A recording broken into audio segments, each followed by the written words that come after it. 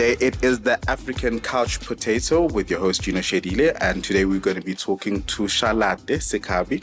Is that how I pronounce your name? No, it's Shalate. Shalate? Yes. What does it mean? It means light in Tonga. Of your names, because you're also Lukolo, Kgabang, you chose the most difficult one, the one that people can't pronounce. I actually thought I was choosing the easiest one to say because my whole life, because my first name is Kgabang, so my whole life in school and everything I was Kgabang. And everyone would always struggle saying it. No one could like Kgabang, Kgabang, whatever. So I was like, okay, if I'm going to be like a star, a worldwide star, I feel like Shalate is the easiest to say. Like, who would struggle to say Shalate? Yeah. But come to find out, everybody struggles and I thought it was the easiest, but yeah. But you know people struggle because I think on your Twitter account you actually break down the pronunciation. Like I put like Shalate because people always want to say Shalate. Or Shalate. Or Shalate or Charlotte. Okay. So it's Shalate. You're a singer, you're an actress, you've got a theatre background. Which of those would you say best define you? I would say singing, actually. I'd say singing best describes me. Yeah. So, but you grew up in theatre? Or you had a background or training from theatre? Yeah, so my dad is a theatre director and a playwright. So I grew up in the theatre, like going to shows, watching his rehearsals and things like that, being with him when he's writing and stuff like that. So that's where like my theatre background comes from. And then I did drama in high school, and I also did drama classes at the State Theatre when I was young, like during holidays and things like that.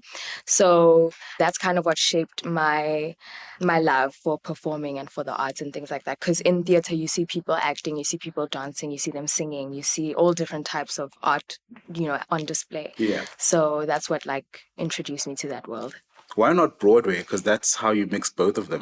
Yeah, I mean, I would love to do that. I'd love to actually dedicate time to my theatre career because I feel like when you're doing TV, especially when you're on a long form show, it takes a lot of your time, like, and a lot of your years. So finding space and months to rehearse and things like that for a play is a bit difficult. But I feel like in the future, it's definitely something I'm going to dedicate time to. Okay, so from Pretoria and your drama teachings at the State Theatre, when did you decide that music was your first love? Because you were doing all-round performance.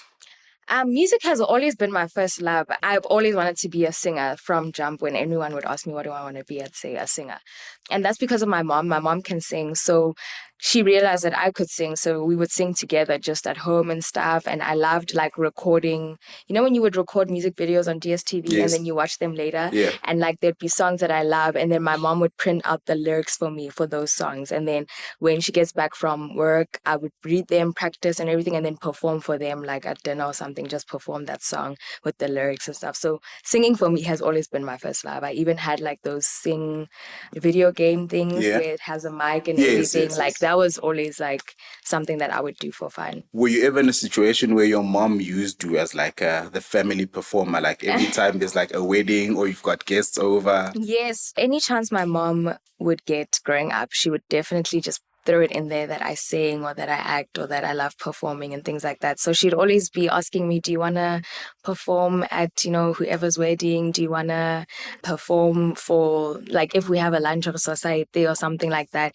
So I always would like want to do that and say yes and stuff. So that's also what made me also love actually displaying my art or whatever to people, even though it was family.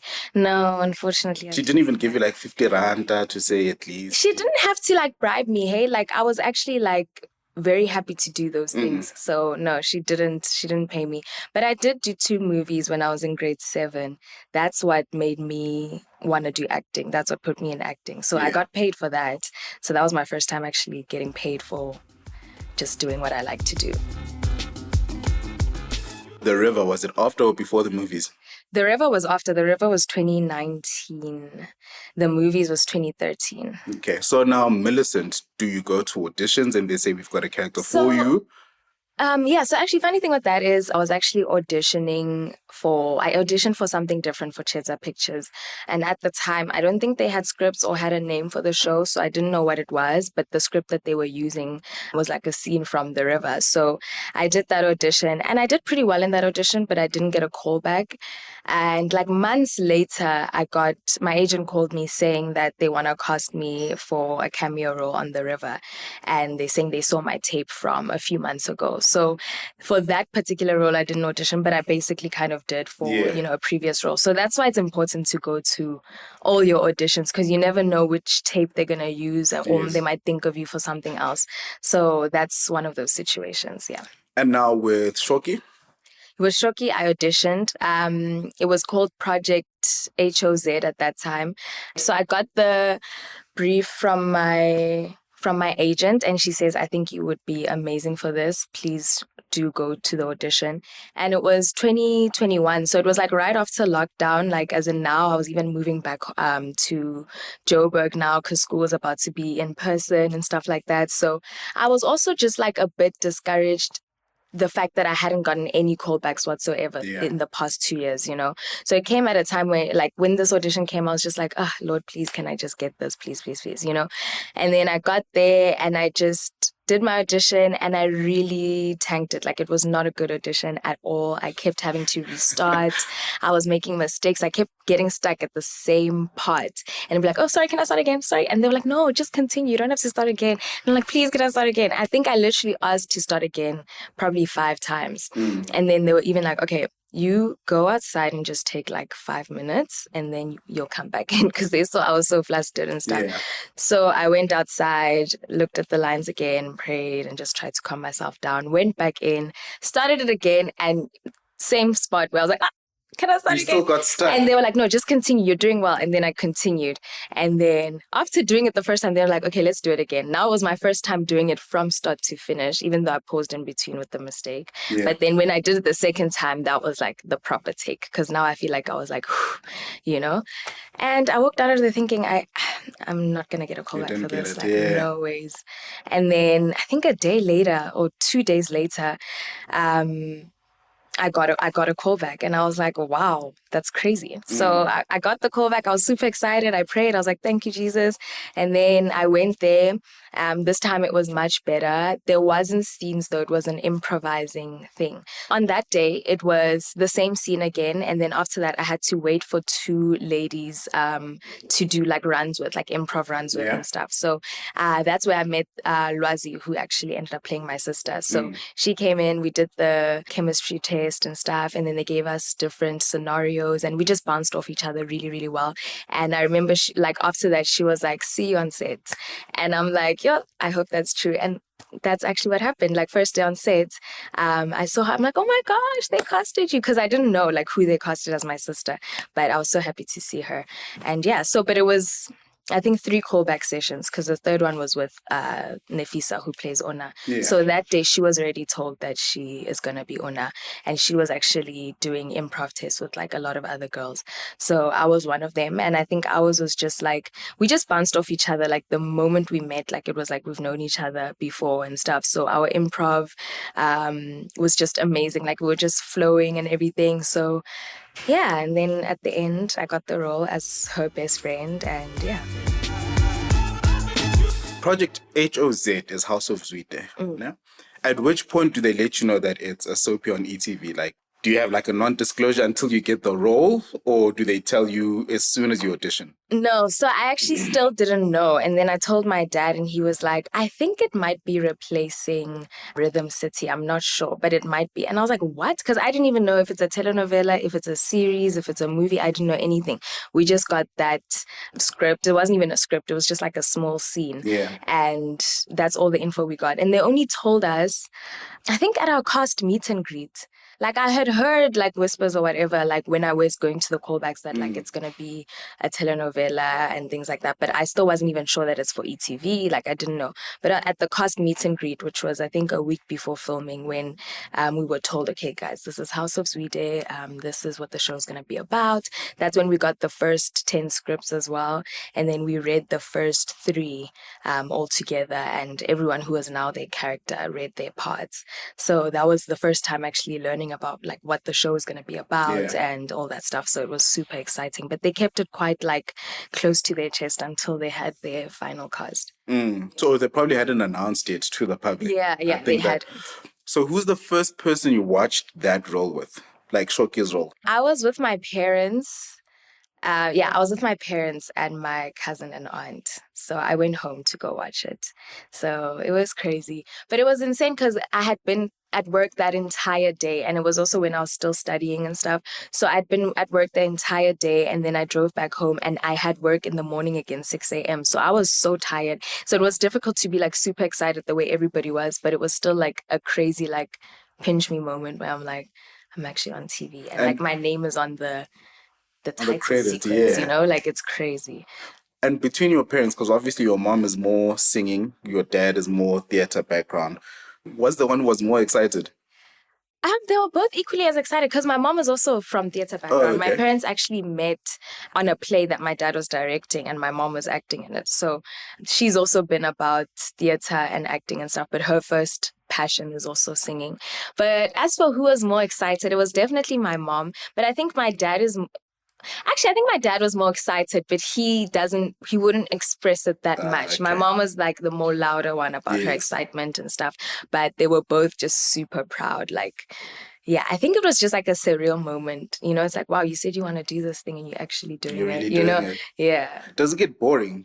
Not the actual work, but seeing or getting phone calls of people saying, I just saw you. I mean, now it's like I'm used to it. So I wouldn't say it gets boring. Like it's definitely still, it's great when people call me and say that they saw me, like, you know, or saw this podcast or saw me or heard me on the radio and things like that. That's always crazy. But with the show, I think now I'm quite used to it. Like, I wouldn't say it's boring, but like I'm quite used to the fact that, you know, I've been on the show. It's like 3 years now. So people are also just like, even people in my family are calling me Shoki and stuff. And it just, There's also some very big or memorable moments like the wedding, you know, where it takes normal viewing and now they have to like dress up and actually like get married before you actually marry. How were those for you? Those were like, there was so much, I guess, pressure on the wedding, but good pressure. It was just like from the moment we started shooting the storyline of Nkosi and Shoki, like from the first time we started shooting 2 years ago, everyone was like, yo, we can't wait for the wedding. Wait until the wedding. The wedding's... So we knew that like we first had to kind of make the audience want these people to get married because we knew that's what we're building up towards. And then when it was truly happening, it was so like... almost surreal, like you've been dreaming of this moment and then now it's actually happening and it's like, oh my gosh, like I had to just keep like checking myself like, okay, this is real. So it was crazy. There was a lot of pressure for us to just make it as beautiful as what everybody was anticipating, just in terms of our performance as well. So there was a lot riding on it. It was a stressful time, but it was really nice to see how it came out. But it was difficult. It was a difficult shoot. Those 2 days that we shot it, it was cold. We shot it in winter. It was very cold and it was long hours and, you know, everything was riding on us. Like all the scenes are basically us, you know. So there was a lot of pressure, but I'm so happy with how it turned out. It was all worth it, but it definitely was not as glamorous to make as it looks. Yeah. So what is your, or what headspace are you in? Because they've been telling you about this wedding since the beginning of your romance, of course, and it's only happening a year from now. What was my headspace? Honestly, I was super excited, especially when we were like trying on the dresses and stuff and everything, like all the things leading up to it, like the hair trial, the makeup trial, all that stuff. Like all the girly stuff for me was super, super fun. Like I'm such a girly girl, so that was very exciting. But it was nerve-wracking. I was really nervous. I was really like, a lot of people are going to be watching this episode, like millions of people, not just, you know what I'm saying? Like, you know, so I was really like, things need to turn out right. And now I'm someone who, when I'm anxious, when I'm nervous, I get sick. Like I get really sick. My stomach will be cramping. Maybe I'll even feel like vomiting. Like, so those 2 days when I say difficult, not just externally, but like I was physically not well as well. So it was tough. But I just had to be like, I have to do it. There's nothing I can, you know what I mean? There's nothing I can do. We have to do this thing and it has to be proper. So that's what was pushing me, just like thinking about all the other people who are excited to see this and just doing justice to that. And a sense of relief afterwards? Yes, a sense of relief. I was so relieved after that. And I was happy that the shooting went well. We got all our scenes done. There was no need for any, reshoots or this or that. Like everything, it was actually, we shot it in the last 2 days of the season and then we're going to get a week break. So it was even like, these are the last 2 working days and we have to just make sure that it goes smooth. It obviously wasn't going to go perfect, but like at the end of the day, it was good. Do you still put in as much focus into your scripts as you did when you first started? Or do you have days where you're like, nah, I know what I'm doing. As long as I hit these certain notes, I'll be fine? Yeah, I hate to say it, but yeah, there are, like when I was starting out, it was my first time. Not my first time on a set because I'd been on the river just for those 2 days, but like it was my first time like having a role and like, so I wanted to make sure everything is perfect. So I was reading my script before and I even had like a notebook with my translations and stuff like that. And then as time went by, I was able to translate when I'm reading the script. Like I don't need to write it. Like my Tswana was getting better because I also was not someone who speaks Tswana a lot, like all the time, like I'm more someone who speaks English, even though I can speak Tswana. So it was a little bit out of practice there. So I had to make sure my Tswana was right. But as you keep doing that, you get better. Like your language gets better. Your ability to translate quickly gets better. Your ability to memorize things gets better. But I'm not somebody who just like wakes up and gets to work and only reads the scene at that when moment. They get there, yeah. So I definitely prepare the night before, whereas I think when I started out, I'd be preparing like 2 nights before or something. But now it's like, no, I got this. It's 2 scenes. Okay, 2 pages. Read. Memorize. Okay, translate. Cool. And yeah, it just becomes natural now. Because also I'm used to the character. It's not someone new that I'm trying to embody. Like she's an extension of me at this point. So yeah, some of the things she says are even predictable to me. Like I know she's gonna say something like this. Yeah. So it just became easier. Then I think it was a few weeks ago or 2 weeks ago, you released a single, right? So now it's like from acting to singing, you started out, you were always singing. Then I don't want to call it a claim to fame, but your brand over the past few years was built on a telenovela. Now you are a performing star musically. Did it confuse some people? Yeah, it did. Some people, I think people always say whatever they want to say, right? But some people are more like, why don't you just stick to acting? Or why are you doing music now that you're acting and so on? But for me, I just have to stay true to myself and true to my desires and what my dreams are. I'm not going to feel comfortable just because I'm in the situation that I'm in now. I'm not going to like, okay, I'm acting now, that worked out, let me just drop everything else, Like if that was how I am, I would have also not followed through with my degree because I'm studying film and television, I would have, and I know I want to do films and television as in I want to create them and be behind the scenes. I don't always want to be acting. So for me, I think it's just also how I was raised and the people I was raised around. Like, you don't just stick to one thing. If you're good at many things, why not do all of them, So for me, I've never boxed myself and I've never been taught to box myself in any kind of way. So I actually released music before House of Zwide. I released 2 songs before that. But my claim to fame, as you say, is the show. And I felt like I'm still young and I'm still figuring myself out in this industry and in this space. Why must I put myself in this box? Because the moment I do want to branch out, or if House of Zwide ends, for example, and I don't have anything, now I'm like, oh, okay, let me do music. It's going to be like a desperate move. It's going to be a desperate move. Why not do it now while I still have the resources and the connections and the drive to also explore this part of my career, And also, you're more than welcome to Jamie Foxx it, because I mean, in other countries, you can sing and still do theatre and be a filmmaker and a chef. But now going back to, and I don't want to position it as acting versus singing, because you clearly love doing both, right? And you've mentioned that there's some fans are like, why are you singing now? But in your heart of hearts, and when you think performance, would you be more comfortable on like a global citizen stage singing a song, or on the big screen where you're now just like Stoichinical, Blockbuster, Times Square, videos and posters of you everywhere, billboard girl? That is such a tough one. If I had to choose, if it was like you have to choose now, If God, for example, just like, okay, wait again, I'm going to give you like 50 million bucks to do one thing, one moment that will be iconic forever, like Whitney Houston when she was in SA in 1994. What is like your biggest offering? I think it will be singing. I think me being on that stage and giving like an amazing performance, because I feel like naturally I'm a shy person, and when people see me, they think I'm very, to myself, which I am, and, not that outspoken and stuff. But when I'm singing and when I'm like just being me, like I feel so free. I feel so like, because I know I can do it, right? Yeah. So I'm sure of myself. I'm having fun, and people are also seeing me in a different light. Whereas when I'm acting. So if I kill the role and I do well, like I'm acting, you know what I mean? Yeah. I'm putting that on. But whereas when I'm performing, when I'm singing, I feel like that's the rawest part of me. Like because that's me coming from me. It's my lyrics. It's how I feel.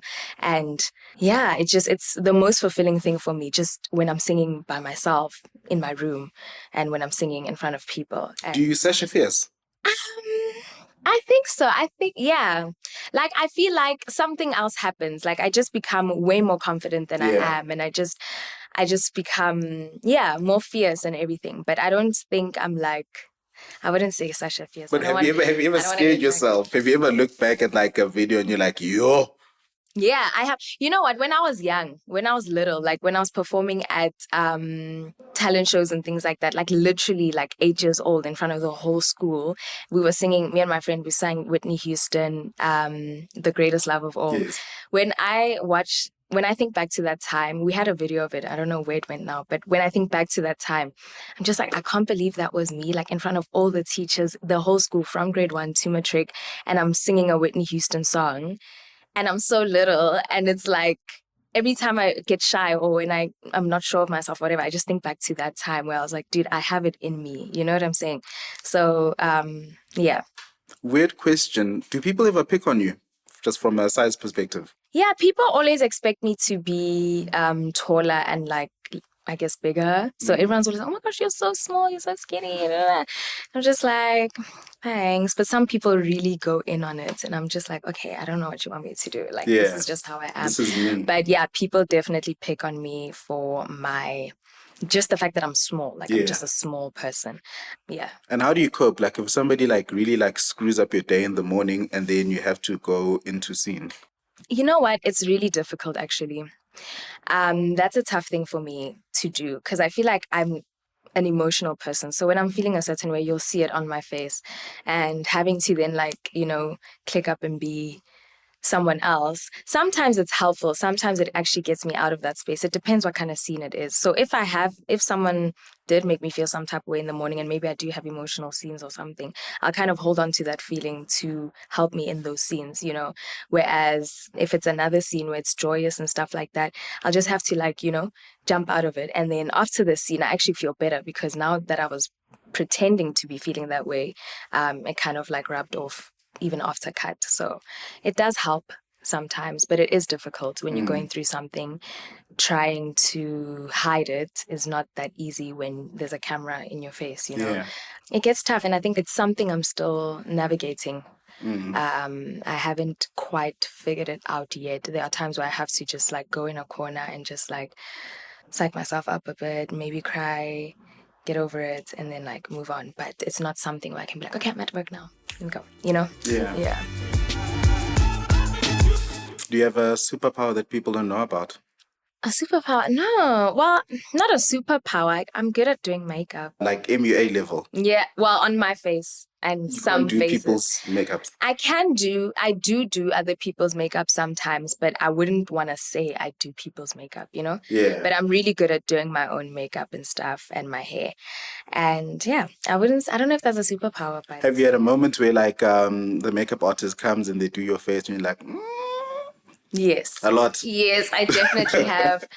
I definitely have, where I have to like step in and fix it now. That's happened a lot. That happens a lot in this industry because you'll be called for things like interviews or whatever, and people are like, oh no, don't worry, we have a makeup artist on hand or whatever. Then the makeup artist in question is just... How do you do it politely?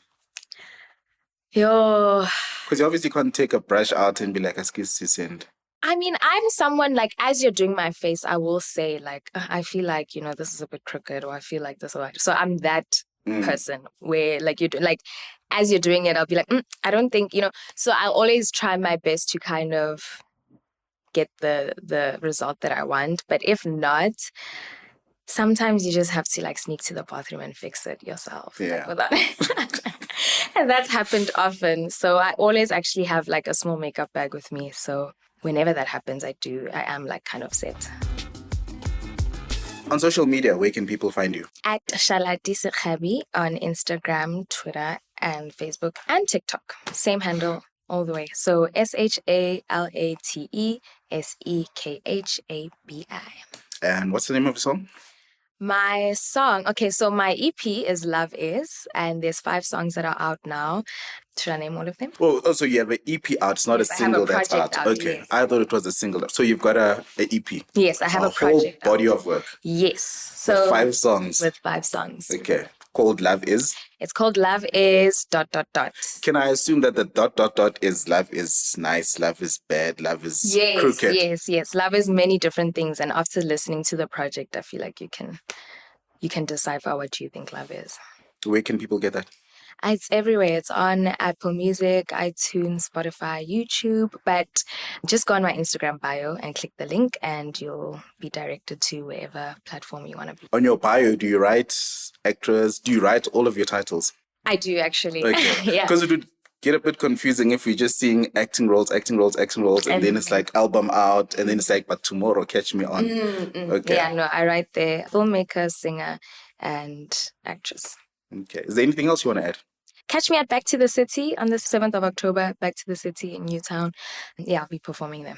What time have they given you a slot yet? No, not yet. I'm not sure yet, but I will update that on my socials. Okay, thank you so much. Shalate. Yes, thank you. Thank you, Gino. Yo, I'm going to pronounce that. Yo. Thank you so much. That's been another episode of African Couch Potato. You can catch us on Twitter at African Couch Potato, on Instagram at African Couch Potato, on Facebook, same handle. And we'll be back again next week, Monday, with another episode. Goodbye and good luck.